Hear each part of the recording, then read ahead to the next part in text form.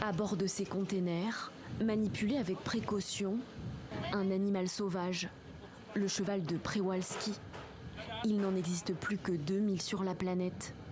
Et c'est bien pour cette raison que 3 d'entre eux s'apprêtent aujourd'hui à effectuer un périple de 5000 km.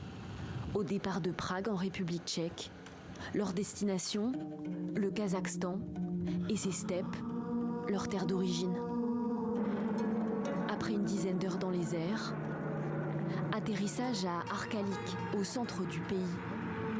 L'avion militaire tchèque décharge ses précieux occupants, impatients et stressés, mais le périple organisé par le zoo de Prague n'est pas encore fini. Nous avons encore du chemin à faire pour parvenir à la réserve naturelle de la steppe d'Or. C'est 300 km d'une route qui n'est pas en parfait état. Avec les chevaux, ce chemin sera encore plus difficile. Donc pour l'instant, nous n'avons fait que 70% de notre voyage. Après des heures de route et pistes caoteuses, le convoi arrive enfin. Zorro, Zeta 2 et Ypsilon K ont chaud, mais ils sont accompagnés de nombreux soignants tchèques spécialistes de l'espèce, élevés au zoo de Prague depuis 1932. C'est ce zoo qui tient le livre généalogique mondial du cheval de Przewalski. C'est également le zoo de Prague qui a lancé le programme de réintroduction des animaux, démarré en 2011 en Mongolie et financé par les jardins zoologiques du monde entier. Puis vient le moment tant attendu.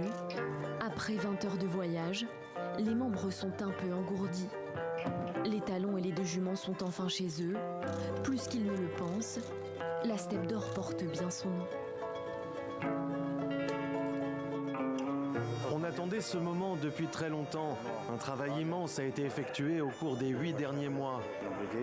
Cette année et au printemps prochain, nous surveillerons leur état de santé et leur adaptation afin de les relâcher ensuite dans la nature.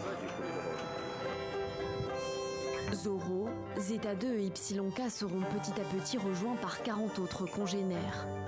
Ils resteront une année dans ces 80 hectares et devront se montrer résistants aux moins 30 degrés de l'hiver ainsi qu'aux parasites et aux maladies.